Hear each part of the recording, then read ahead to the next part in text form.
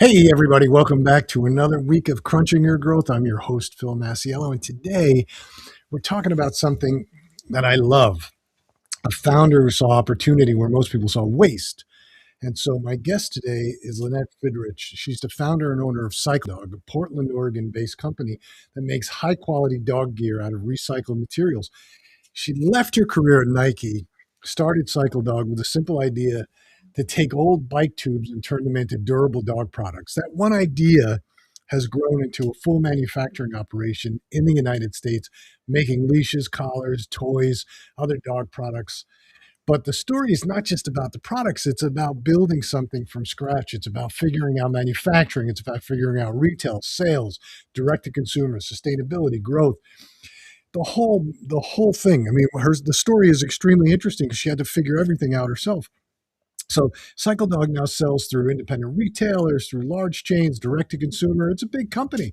And their Portland factory employs 30 people. It includes the Cycle Dog Tavern, the dog park, and a retail showroom. And here's the fascinating piece. Cycle Dog is currently the only nationally distributed plush toy manufacturer in the United States. So today we're going to dig into how she built this business and what she learned along the way, why sustainability still matters, and what it really takes to manufacture in the United States. So, Lynette, thanks for joining us. Thanks for coming on. And why don't you take us back and tell us the story? Well, thanks for having us, Phil. I'm really excited. So we're actually, I'm sitting here in our factory and showroom. So if you hear some factory noise, it's because we're in the factory. um, and so we started in 2009. I left my career at Nike, and I wanted to branch out on my own and do my own brand and my own product. And I always wanted to make the product here in the US. And so fast forward, we're now in our 16th year, and we run a full factory operation right here in Portland, Oregon. And we have a retail showroom, we have a dog park, we have a tavern, and it's just something I'm super proud of. Yeah, you should be super proud of it. I mean, it's quite the operation you have going on, and we've spoken a couple of times. It's just amazing what you're doing and how you've been able to build it. Why don't you take us back to sort of the beginning, how you started, like how the whole idea came about, and then how you took it to where it is today? Well, I started by making dog collars and leashes out of recycled inner tube rubber. So I was a bike commuter, and I commuted by bicycle to my job at Nike, and I had a ton of flats. And so those flats ultimately led to me trying to come up with a new use for that material. So I patched them for a while, and then I thought, man, this is a really great material. So I started making collars and leashes for my Labradors, and then I started giving them to friends. And my friends just thought they were such a great product. They're, oh my gosh, this is the best leash I've ever had. This is the best collar I've ever had. You should really market these. You should do it. And I thought, really? Like a collar company? I don't know. And my husband and I decided we were going to launch this brand because it's something that I wanted to do. And so I sat down at my sewing machine and I made my first 200 products in my living room. And we went and launched, like, with a full website, a brand, everything at Bikecraft, which was a local kind of like bike market. And so that was our launch, and that was, coming on 16 years ago, or actually 17 years ago, June 1st. So, Wow. yeah. And yeah. So you started doing e-commerce first? We had everything. So I started, we had to have a website because as a business, you have to have a website. So we launched our website. You could purchase from our website right away. We went out and did the market. So we were selling in person. And then I went immediately to wholesale. And so as soon as we launched, I started calling on accounts, pet stores and bike stores here in Portland. And I went and showed them my product and pitched my brand, and they started selling. Yeah, but when you first started, you were by yourself. I mean, you were sitting there with a sewing machine producing Hmm. product. I mean, how much product could you produce for handling your website, wholesale, Well, I market? didn't sleep very much. I did not sleep very much. I also still held a full-time job. Oh, So what you I still would had a do, job. I still had a job. So I would sew at night. So I would come home from my job. I would sew all night until like 2 o'clock in the morning. And then I would sleep for a while. And then I would go to work and do my job. And then I would answer calls on my lunch break or send emails. And then on my way home from work, I would go drop off orders or go drop off my shipments of stuff that people bought. And then within about 3 months, I couldn't feasibly manage to do both anymore. And so I left my job and just went full on. And I don't think I slept very much for about a decade. And then when did you start hiring your first employee? I hired my first employee within about 6 months. Oh, that's good. And so I hired my first sewer. And beyond that, I had a lot of volunteers. So I had a lot of friends that would come over and I'd make dinner or pay them in, beer and hamburgers and say, hey, while you're here and we're hanging out, would you mind packaging these collars, or would you mind counting this order, or, can you pack this box? And so we had a lot of volunteers that helped build the brand. Yeah. We have a question from Martha. I don't know where Martha is, but she wants to know, how long did it take you to get stabilized where you felt like you made the right decision to leave your job? It's a good question. I, to be honest, I never doubted my decision. Oh, And I never doubted it. And I think because, I launched the brand, I kept my job for about 3 months, and I could see the momentum at that time. I could see that I knew that I'd be able to make back my salary within the first year. And so I felt really confident in that. And I had also saved a lot of money to try to make sure that I had enough to get by. So, but we definitely lived pretty meager. We only invested as we built the brand. As we sold, we invested back into the company. But I never doubted my decision.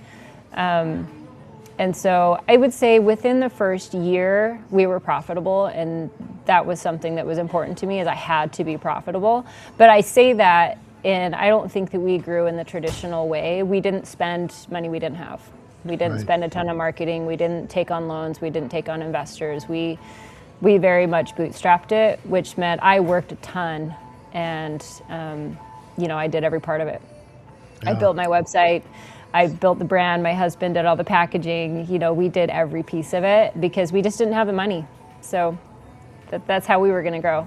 You built your first website. What was that? That was did you say 17 years ago? Yeah, I learned Dreamweaver. Oh, I was going to say, because there was no Shopify 17 years ago. No, I built it with Dreamweaver code. Luckily, my sister was a web developer, so she was immensely helpful. But I did learn to write website code, and I can still read it. I remember we started a e-commerce business in the year, I think it was 1999. I had retail stores selling food, and I had this brilliant idea that maybe we could sell food online. And I remember that, I didn't have time to learn anything because we were running stores. We had actually 4 thriving stores, and we paid somebody to build our first website. There was no Magento, there was no WordPress, there was no Shopify, there was no nothing back then. And I don't even think there was Dreamweaver. I don't think there was Adobe at that point. We just had a guy coding it, and I think it cost like I think our first site was like $105,000. And Wow. yeah. And the worst part was, like, there wasn't e-commerce payment transactions were wonky back then. You didn't have the way it is today, where you had to have a credit card clearance house, but you still had to get authorization from every single credit card. And then on top of that, like, people would place their order, they would put their credit card information in, but on the back end, we actually had to type it into a terminal in order to get the transaction to go. There was no like seamless integration go into the credit card authorization. There was no authorization. There was no AuthNet there back then. It was just, it was wild. Yeah. But that's pretty interesting. Yeah, I will say, fortunately now it's not that hard to manage and update your thing by yourself, or get a very cost-effective web developer. I find that whenever I'm talking to other business owners and they're going to invest, $25,000 in a brand new website, I'm like, that's a lot. You don't need to spend that kind of money. Like, you can learn. Oh, I you, mean, today, you can learn anybody and grow. starting, anybody starting e-commerce today, we sort of guide them into Shopify only because I mean, Shopify is so integrated with so many different tools that it just Oh, makes it yes. easy to sell. And you can spin up a site for, you could do it yourself. Yeah. But if you don't have Mhm. time to do it yourself, I mean, it doesn't cost you a lot. You could find Shopify guys for, very, Yeah. very inexpensively. So you're Yeah. 100% right. Yeah, you don't have to reinvent the wheel, and they've mastered the best way to do it. So it's a great way to accelerate your growth Oh, yeah. I, and we, pathway. we love it. So what, So we have another question about capitalization. Did you have to borrow money? Did you borrow money from the SBA? Did you get investors, or did you do it all yourself? I did it all myself, and I think I I was afraid to take on investors, and to be honest, I was afraid. But I didn't want to grow. I didn't want to take on all of this debt and all of this stuff and have it not work. And so I think the benefit of us only growing as fast as we could, we ended up avoiding a lot of pitfalls, because I feel like what happens a lot is you grow, you take on all this capital and you're pushed to grow too fast, and then you go up in flames.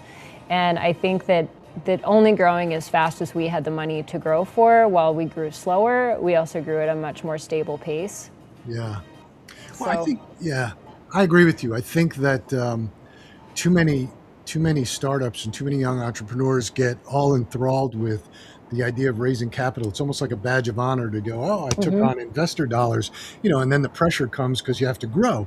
Because if you take in private equity money, right? If I yep. take in $1 million in 5 years, those guys want a 7x return on that money. Mhm. So that means they're pushing you in 5 years to grow that business, and you wind up making you know decisions that may not be in your best interest. So. Well, and then all of your actual profit goes back to them and not to you, and you're left, holding nothing, and they've made all the money off of the sweat of your back. So In, that's why in, I never took it on. you have no idea in more ways than one, man. In more ways than one. We made that mistake with one business we took on in private equity dollars. And, I can remember sitting there when we were selling, looking at the deal, going, I can't believe this was the most expensive money I've ever taken in my life. Because it's not just about, like, they give you money and you feel good about it, but it comes in preferred shares with a coupon, so you're paying interest on that money, and then on top of Yep. that they get common shares. So as soon as you exit, you're paying them back the money that they put in plus interest, plus they own a percentage of the company. So it's like it's ridiculous. So I Well, never did and it I think again. Well, I think what's interesting too is it's when it's your money and it's coming out of your wallet, you make decisions extremely different. So in our first location, we shared a business with a baseball company, and they, had these big shiny offices, and they had a ping pong table, Oh and they God. had all this stuff. And I remember going over there, and I took one look at it, and I went back to my staff and I said, "Do you know how much that ping pong table costs them every month?" And they were like, "Well, what do you mean? They already bought it." And I said, "No. If their rent is $8,000 a month, and they've given, 1,000 square feet to that ping pong table, they're paying rent for the floor for that ping pong table to look cool. What a waste of money." And they were Yeah. like, "Oh, I didn't even think about that." I'm like, Yeah. "And can you imagine the loss of actual work time if your dudes are over there playing ping pong? When it's your money, you're not interested in letting people play ping pong on your clock, and you're not interested in paying for the floor space to house it." I Yeah. mean, so when it's your money, you make very different decisions. You hire and fire completely different. You offer discounts completely different. When it's your money and it comes out of your wallet and it comes out of your ability to pay your own bills, you make completely different decisions. And I think they end up being smarter. Oh, I would agree with you. I think that I think that um, treating them, treating them the capital, because in any business, capital is oxygen. you can't continue to grow without capital. And that Yep. capital is only coming out of cash flow. I mean, you can continue to raise money, but that's a really difficult thing to do. It's much better to try and build a business that generates cash, and that cash then continues to feed the business. Cash is oxygen. So I agree 100%. You make much different decisions when your cash is on the line versus somebody else's cash. Yep. So talk to us about the product, because you've expanded the product line away from just leashes and collars, and now you've done all these great things. Yeah, so we started with leashes and collars, and that was our flagship product and still is a big part of our line. But what I very quickly learned is when you make a really durable, long-lasting product, you have to constantly be getting new customers because they buy one and they don't need to buy it again for 5 years, 7 years. I mean, the number of people that I've had this collar since 2013, and I'm like, that is just wonderful. I wish you'd buy something else. Yeah. And I started asking my retailers, what else would you buy from us, and what things turn? Like, what do people buy the most of? And it turned out the toys turn. People come in and buy a toy every single month, and if you can sell a toy that people like, that lasts a long time, that the customer is overall happy with, now you've created a reoccurring customer on a regular basis. So instead of something that gets a new collar every 13 years when they get a new dog, you get a recurring customer every month or every 2 months buying new toys. So we really expanded into toys within about the first year.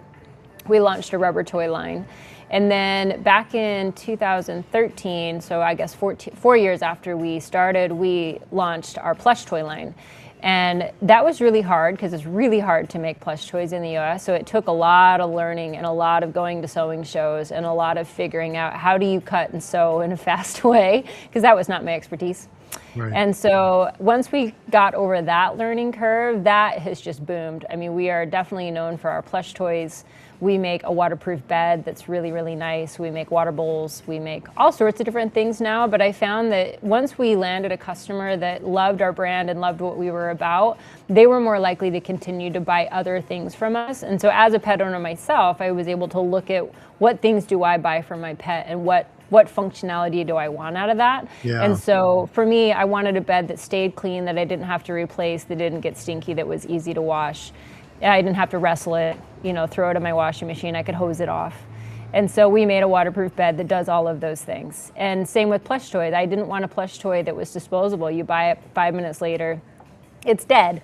And so we make toys that last for months instead of minutes. And so, and people don't believe me most of the time, my dog will kill that in 5 minutes. And I'm saying, you know what? We have hundreds of dogs that use our dog park, and we'll use the same springy thing toy for a good month and a half before we throw it away. And that's mostly just because it looks bad, not because it got destroyed. It's just been washed so many times. I'm going to have to test you on that one, because Yeah. I have never found a toy that, especially the squeaky ones, because my dogs like to go for the squeaky thing. I think they think it's the heart, and they go in, Yes. rip it apart, Yeah. and they get the squeaky out of it. But Mm-hmm. my dog rips things to pieces, because my one dog just he's a hunter. And so Mm-hmm. he goes out and he's living a dream where we live, because he checks off his bucket list. Because since we Every moved day. to this place, he's killed squirrels and chipmunks and No, boy, he's got woodchucks. his wall of Yeah, wins. so it's right. He puts it on his wall. And Yeah. so I'd have to test that out, because he can Yep. kill he rips apart anything. So. Well, let me ask you this. So once he takes that squeaker out, does he still play with the toy? Does he still play with the toy? Yeah, a Does little he bit. still carry that toy around? He still likes it? He still thinks it's pretty good? It still lives? Yeah. He still Yeah. sort of, does the shaky Shakes thing, it around. and Yeah. Because throws it. that's one interesting thing is we found is a lot of dog owners, either their dog kills it immediately because it has a squeaker in it, or two, they don't want it to squeak because they're on a conference call or the dog squeaks it to death or drives them crazy, or they're a multi-dog household and they have a squeaky toy and then they fight over it. And so none of our plush toys have a squeaker in them for one reason, that it's going to last longer because the dog's not just going to dig the squeaker out. But number two, it's a single-use plastic that within 5 minutes you dig out, you throw it away, and now you have this carcass of a toy. So we just skip that whole step, and now you have a toy that actually lasts. Your dog still likes it. It's got good texture. It's got good, substance to it, and they last longer. Yeah. No, that's a good point. It's a good point. The one thing that my dogs don't fight over the toys. The only thing they ever fight over are deer antlers. They like to chew on the deer antlers, and we have a spot down in the back in the woods where I guess the deer. I don't understand my daughter does, but I don't understand what do you call it, the biology of it all. But they lose their antlers, and the Oh, antlers fall off, and so the dogs always come up with these antlers, and then when they do, they sort of fight over the antler, but I don't it's know. true. And my vet said it's okay because it's calcium. They said that it's True. those deer antlers are made out of calcium. But anyway, we, I digressed away from It's toys. okay. It happens with dog people. That's what happens. Yeah. So what? So along the way, everybody's had problems along the way, right? What were some of the obstacles that you hit that you had to overcome in order to succeed? Well, I think some of my initial obstacles is I started a company that was a mission-based business where we were going to recycle material, so recycle inner tube rubber. And as soon as we started to grow, I found one of my hurdles was actually acquiring that material because I couldn't just buy it. I had to actually go work with bike shops and gain partners in order to get that recycled Oh material yeah, from the that's a bike good shops. point.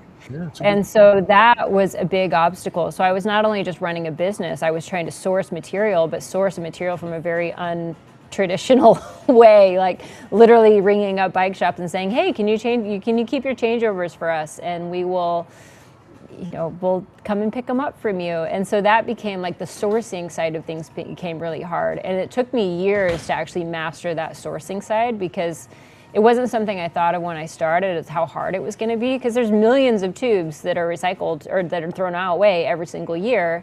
I think there's a million made a day. And so there's an abundance of this material, but actually getting it from bike shops and getting it from changeovers was harder than I thought. And so in the long run, we ended up partnering with bike brands, so Trek, Specialized, and REI to get their changeovers. And so if there was a Trek store, Trek would consolidate those materials and then send them in to us. And so we have a guy that comes around and he picks up from all the Trek stores in our area and drops them off. And then we worked with REI to get like gaylords of materials. So actually material sourcing was pretty hard. And so I didn't have the foresight when I started it to know how hard that was going to be. Now that I've mastered it, it's not as hard, and those partnerships have helped, but being able to mass recycle something that it's a non-conventional material was really hard. That Yeah, was challenging. I didn't even think about that until you just said it, but it would be because, like, if I blow a tire or a tube, I don't take it to the bike shop. I just Yeah, change throw it it away. and then you throw it away. So people Yeah. aren't. It's not like plastic where you're putting it in your recycling bin and giving it to putting it out at the driveway, and they're taking that and bringing it to a central location.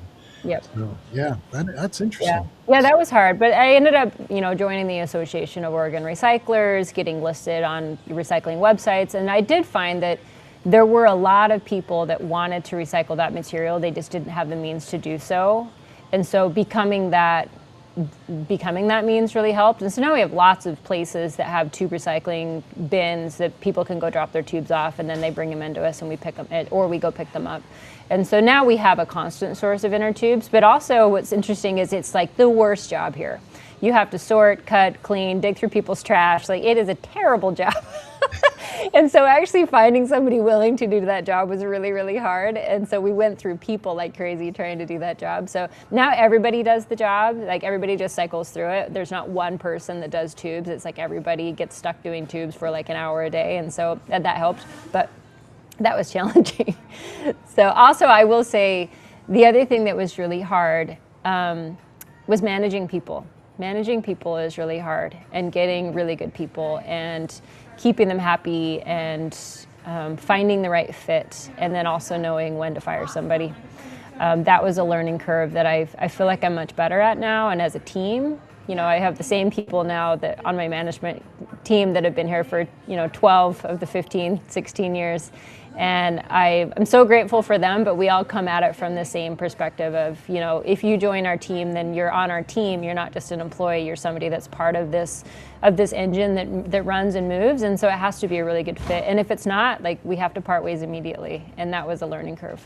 Yeah, I think that managing people is always very difficult. Figuring out the right hiring process, and then figuring out who you're going to bring in, and that's always a challenge. And then you're Yep. 100% right. Knowing when to fire somebody is challenging. It's something that you have to learn. Yep.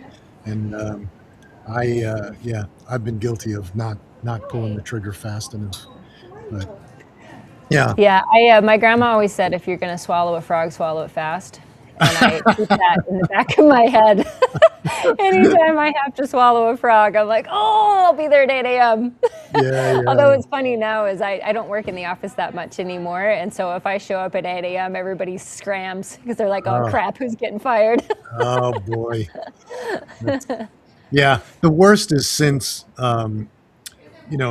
COVID. Like, prior to COVID, we had, offices and physical offices. And then, when COVID hit, just like everybody, probably not you because you have a manufacturing facility, but, Mhm. just like everybody, like, we have a bunch of young people who are like, oh, I'm going to go to my parents in North Carolina. I'm going to go to my parents here or there. And, and then obviously it lasted longer than 90 days. And, we Yeah, wound up closing our offices. And now if we have problems with somebody and I have to fire them, it's horrible because you're doing it on a screen, and we yeah, don't, and I have a difficult time with that. yeah, Um, I can imagine that'd be hard. yeah, because it's so impersonal, and, you're, I don't know, Yeah, it's not good. I don't like managing people from, uh, you know, online. I mean, I don't yeah, mind. I sure. understand, I understand being the way we are, but people love it. And, especially we can get more talent because we can find them in different places. But at the same time, it's a little challenging to manage people like that. Yeah. I will So, say that's probably one of the areas that I study the most. I'm a constant learner. I love to study different things, but I read a lot of books on interpersonal communication, management, how to motivate, what makes people tick. Different types of people. We actually have a lot of autistic people that work for us, and the way to communicate so that they understand and like their working style is totally different, and so yeah, really mastering that so that it's a good fit and they feel comfortable, and we really can help them like succeed by just communicating with them in the way that works best for them was very interesting. And it is an area that I'm constantly learning and challenging myself on. yeah, really, you're still focused on it.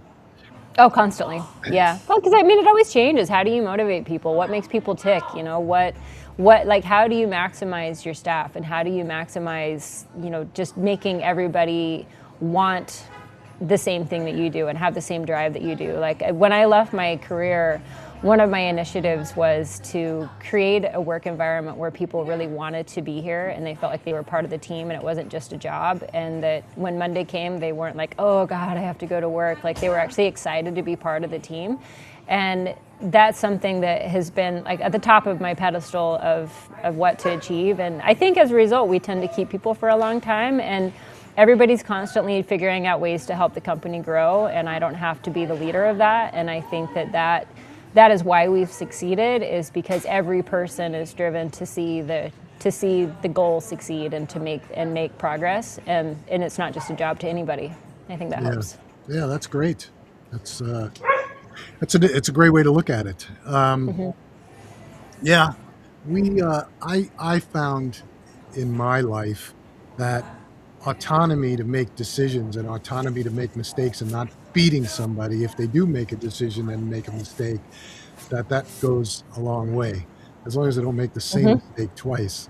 But, Hmm. because I give my folks a tremendous amount of autonomy, because only because my personality is, I don't want to do it. I don't want to. I'm not good at Yeah. the. I'm not good at the day-to-day tasks. It's just not me. Right. So I hire people that are good at it, and I just give them a Hmm. lot of autonomy. you pay them well, you treat them well, they stay. But then you always wind up with people that you bring in to do other things that don't necessarily fit. Uh, Yep. you give them Yeah, autonomy and they can't handle it. right. Well, and I think on the heels of that, it like having a transparency in your workplace and having transparency just across the board is so important. If one of my staff makes a mistake, I want to be the first one to know. I don't want them to shove it under the rug. I don't want them to hide it. I don't want them to try to figure out how to fix it. Like, I want them to call me and be like, oh my gosh, Lanette, I have absolutely screwed up. What do we do? And I want to be part of that solution. And they know I'm not going to beat them up about it. They know I'm not going to criticize. They're not going to be disciplined for it. I'm going to be like, okay, what are we going to do? You know, let's call the customer. I'll call them. We'll fix this. We'll fix that. Let's, call this vendor and see if we can get this remade. Let's see how we can make a win out of this instead of it be a loss. And I want to be part of that instead of have them hide it from me and say, oh God, Lanette's going to be so mad at me. And I think that has helped every single time. I have a funny story. My production manager, or my operations manager, we had a birthday party here in the tavern. And she inadvertently knocked over the vacuum, which then knocked over the fire extinguisher, and then set the fire extinguisher off under the bar in the middle of the party. And so they're running around and they're trying to clean up this gigantic mess, and there's all these people here. And the first thing she did was call me in tears, laughing, you're never gonna believe what I did. We fixed it and we cleaned it up. But oh my gosh, we have to resurface the fire extinguisher. But they could have totally hidden that from me and I would have never known, but I got to be part of the laugh and they knew I wasn't gonna be mad. So, I always want to be the first to know if there's a problem. And I think that you lose more money by people hiding problems than being transparent about them. Oh, I would agree with that. My folks have learned not to hide anything because we just can't. You can't. The longer you hide it, the harder it is to solve it. Because and they know I'm not going to get upset about it. We might talk about it the next day, but the first day it happens, we're focused on solving it, and then the next day we might talk about what happened, why it happened, how it happened, and how not to do it again. Everybody's going to make mistakes. I tell my folks all the time how I've killed more businesses than I've been successful at, and it's true, and I did it because of my personality. I mean, I have people that have been with me for 2-3 businesses that know me, and I'm very open with people. When I hire somebody, I tell them exactly what to expect from me because I'm a nut. I have a problem and I don't deal with the day-to-day stuff. I just can't do it. You have to go to, Eric for that, or you have to go to you gotta know your strengths. Elizabeth. Yeah. Oh, absolutely. Well, you got to know your weaknesses more than your strengths. That's true. Yes, you pass those off. Yeah. I got another question. What do you think is holding your growth back? It's holding back my growth, man. It's funny. I've been listening to a book recently called The Human Element because I'm trying to get to the bottom of that question. And the bottom of that question is I'm trying to figure out what my friction points are of what is keeping my customers from buying more often, or making a decision to begin with. And I think one of the challenges in this world is there's just so many options. And so being the option that people choose can be really hard, and trying to get to the bottom of that question. Eliminating friction that's keeping people from buying. I can't just keep, dumping money into marketing if I haven't gotten to the bottom of what makes people ultimately say no. So if they already know about me and they already know about my brand and they already know the features and benefits, what makes them say no? And so I've been trying to figure that out. And I think I'm getting to the bottom of some of those answers. And as I kind of chip away at each one of those, I'm seeing the growth. And I think that's where, as a business owner, like I said, I'm coming on 17 years now, and I'm still constantly learning and constantly trying to evaluate and look at analytics and look at what makes people not buy. And I think it changes all the time. What the answer was 10 years ago, 5 years ago, even last month is totally different than what it is today. So I would agree. Yeah, I would agree with that. I mean, that's what I spent my life focused on is why people buy. And trying to figure out the why. And I think that, finding those friction points, and I can't tell you exactly what's holding me back, but I can tell you that probably what's slowed my growth up to this point is not being more focused on that earlier. Not being focused on that earlier. I don't think you were not focused on it because you were able to grow and you sort of figured out, like I started with leashes and collars and I saw that there was no returning customers from it because Right. they were there too long, which is a common problem. I mean, we have a client right now who's got one product and there's no recurring revenue from it. And trying to figure out that model is very, very difficult. But so I think that's, you figured that out, and then you start going into what are some of the things that people buy more often, and then figuring out like, you know, why people come to a site and then don't buy and don't convert. That's a whole different discipline. And I'll tell you that 90% of the time it comes down to they miss the messaging somehow, or they're just not ready to make the purchase. They may know Yeah. you, they may come back a couple of times before they make the purchase. They're just not ready.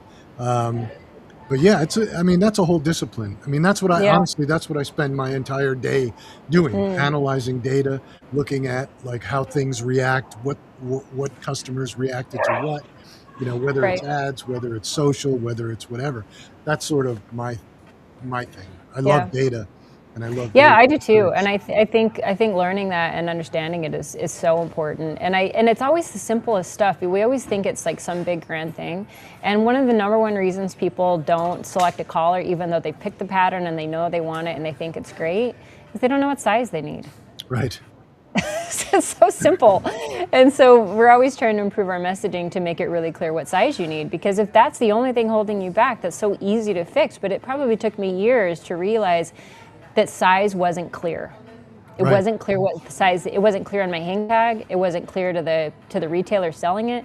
It wasn't clear on my website. And so it was, how do I make this more clear? And how do I make it easy to see? Hey, a dog over 60 pounds is going to be a large. A dog under 60 pounds is a medium. And I used to think, oh, I have the dimensions on there, but do you know how big your dog's neck is in inches? No, nobody does. Yeah. So it was useless information that I was providing, even though it was there. I had to make it much easier. Yeah.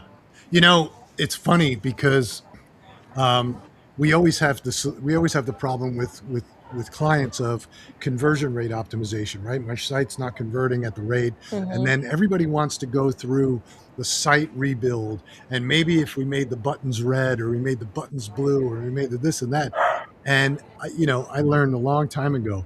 It's got nothing to do with that. It Nope. always comes down to the messaging. It always comes down to the information on the site, because the customer doesn't care whether the button is green, red, yellow, blue. And I mean, No. I've watched these people make videos about, well, we changed the color of the button and the conversion rate went up. No, it didn't. What happened was you changed messaging. You have to treat the homepage like a billboard, right? You got 2 seconds to get across to the customer what you're all about, and then get them to explore more. But you're in a different world because the psychology of a pet owner is a little bit different than the psychology of just a customer searching out there, right? Because it's Yeah. more personal. When you buy Right. something for your pet, it's much more personal. Right. Well, and I think simplicity of messaging. It's really easy to overcomplicate your messaging, Oh yeah. and it's so easy. Like I remember, we have so our toys. We use a double layered material and we double stitch all of our seams, and that's what makes it durable. And so, from a customer's perspective, that's pretty digestible. 2 layers of material, 2 layers of seams, no squeaker. That's what makes it durable, right?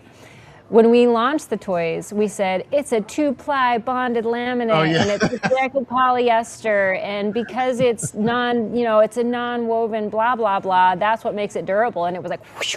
Yeah. Nobody cares. I also found that when I said we make dog collars out of recycled inner tube rubber, people were like, "What's a bike tube? You Yeah. mean like the tire thing?" I realized there were a lot of people that don't cycle; they have no idea, and so I changed that messaging to, "This is a non-stink dog collar. This Yeah. is what it does for you.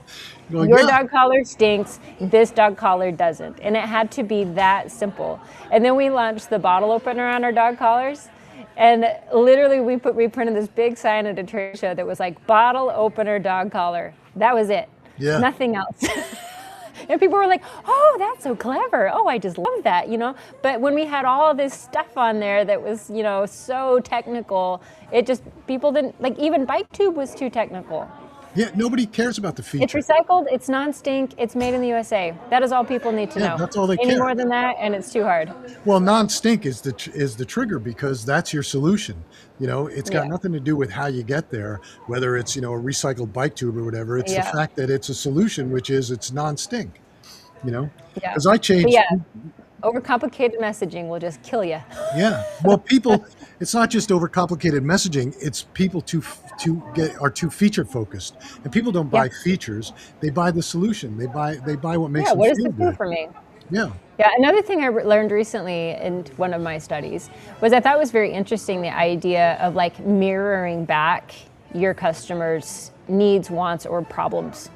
And so whatever that is, you restate that in a mirrored way. Yeah. So for me, you know, you have a stinky dog that rolls and stuff or swims too much or gets whatever. I need to mirror back that the problem you have is that every time you hug your dog, it smells bad. And so mirroring back, you know, we make a non-stink dog collar so you can hug your dog again. They're like, oh yeah, I don't like that about my collar, but you have to mirror back those concerns. And I've taken that to a lot of our marketing more recently, where the number one thing people say to me when I try to sell them a dog toy is they say, oh, my dog will eat that in 5 minutes. And so I had to mirror that back in my marketing and say, you know, are you tired of dog toys lasting 5 minutes? These are meant to last months, not minutes. Yeah. You know, try a Cycle Dog collar, you know, fun, safe dog guarantee, whatever. But mirroring back that messaging that I hear all the time has actually been more impactful than me saying this is a tough dog toy, because they already have a doubt. So how do I mirror that doubt in the answer to their problem? Yeah, no question. Using your own, when you use your own customers' words in your marketing, you have a better chance of getting across the concept. You know, I was a firm believer when I was in the shaving business. I would call 5 customers every Friday, the ones that had the biggest problems, because I wanted to hear what the problems were. And, you know, people, I try to get that across to people, and they would say, you know, oh, that's just like so terrible. They're going to yell at you. So what? You know, they're going to yell at me. They can't hurt me. I'm on the phone. They can't punch me. They can't shoot me. They can't kick me. Yeah. Like, what can they do? They can yell at me. Okay, I put the phone down and let them yell, and then I come back. But, you know, you hear what they say and how they use the product, and when you can mirror what they say and when you can take their words, then you can build your marketing around it, because now you're talking about, they're telling you how they use the product, or they're telling you what they want out of the product. Well, and your harshest critics are the ones you have to learn the most from. If somebody comes in and says, oh my gosh, this sucks, instead of being like, oh, whatever, this guy doesn't know what he's talking about, you'd be like, well, what sucks about it? Yeah. Like, what don't you like? Like, be inquisitive and like be willing to take those questions and take any negative feedback as an opportunity to learn. And that was kind of a light switch for me about 10 years ago, as I thought, you know what? Instead of being mad that somebody doesn't like, you know, I'd say, oh, I can't adjust this collar. What's hard about it? Yeah. Well, I'm yanking on this and I'm doing this and I'm doing that. Oh, okay. So I needed to change the way that it operated, because what was easy for me was hard for them. And again, it was a reason not to buy, but I wouldn't have known that if I was unwilling to listen to that criticism to begin with. Oh yeah. Yeah. You know, so take your most negative feedback and just ask for more. Yeah, no, you're 100% right. You know, it's amazing how many people, how many owners and founders are afraid to focus on the negative with their customers. They're afraid. You have to be real thick-skinned. Yeah, but if you're willing to be thick-skinned, you're going to learn and grow. Yeah. And if you're not, and 90% of the time, if you listen to them and you give them the chance to yell at you and vent and tell you what they don't like, 90% of the time you'll flip them back into customers. They may be upset, but they'll turn back. You know, things happen. You know, I didn't you get my also might learn that they're not the customer you want, and so you might take that feedback and ultimately they're like, oh, it's just too expensive. Well, you know, it's out of my budget. Well, I can't fix that. I can explain to you why, you know, buying one of my collars will ultimately be cheaper because you're not going to replace it 10 times. But if you can't see past the end of your nose, I can't fix that. Yeah, no, no, no. There's a lot of customers out there that you just don't want that are never going to be your customers. You can't please everybody. Your market No. is, there's the addressable market and there's the total market, and you can't go Yeah. after the total market. You just have an addressable market of Yep. who you want to go after. You know, for us, I mean, I change collars every quarter, every Yeah, me season too. I because change them for every photo shoot. Are you kidding me? I got to get a new one. well, my daughter always picks the colors because she looks at the dogs and tries to figure out which colors are going to go with the dog and Oh look the man, best. I love And it. oh yeah, she does. And then we just wash the old ones and. But God, we probably have 100 collars and leashes because the leashes have to match the collar. You can't Oh, of not course. have, can't have Yeah. not have. And so what Yeah, that you got to means have. is the girls have their own cars, and so when they take the dogs in the car, they have to have leashes in the car that match the color of Right. their collars that they're wearing now. So we have to have Well, yeah, like every the every whole collar wardrobe. every collar has to have three leashes of the same color. I love it. Well, the girls know we make a very nice reflective line that are solid colored reflectives. They're max reflective, and so we have 7 different colors so that they match any print collar that you have. You could get silver or blue or pink, and they would match.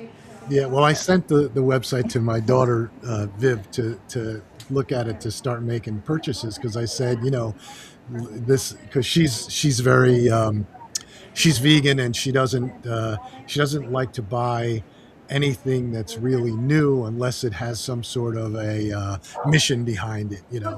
And so I said, Right? here, go and buy from here, and we have to buy more collars and leashes. So We're a great vegan alternative to leather. Feels like leather, but it's better for the environment. I know she trust me. Well, she's an equestrian and she won't buy a saddle new. She can only buy them Oh, used. She refuses because they're all leather, and she yeah, fair refuses to enough. buy them. She refuses to buy them. She shops in thrift stores. She's a maniac, but she's a lot of Yeah, fun. And love it. yeah, she wants to be a vet, so she's studying for Good that. honor. Yeah, yeah, yeah. So I sent her the website and I told her this is we have to start looking for new collars and leashes out of here. I said and pick out some pet toys that you think Millie would like. So No, this but Millie probably needs a bumblebee. Bumblebees have been very popular. Very popular. well, I'll let you know. We're trying to get another dog, so I'll let you know now which ones Okay. we get and if they destroy them. But listen, we've got about 2 minutes left. So it was a great discussion. Any last minute thoughts? Tell us the website. Tell us how people can get in touch.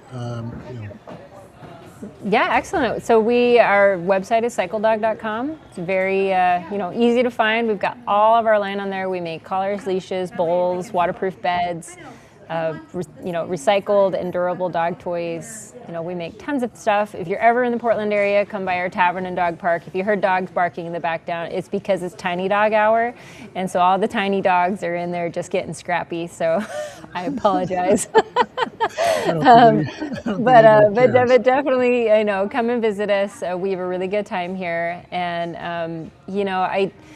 I think that if you like our brand and you're interested, definitely hit us up for questions and try our brand out. Referrals are the best thing that we can get, and also just American manufacturing is.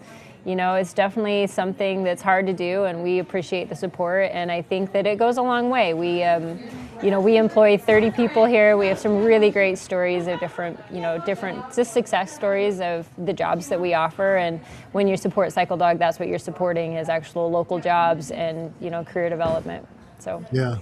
No, it's yeah. a great story. I mean, I love it. I love your website.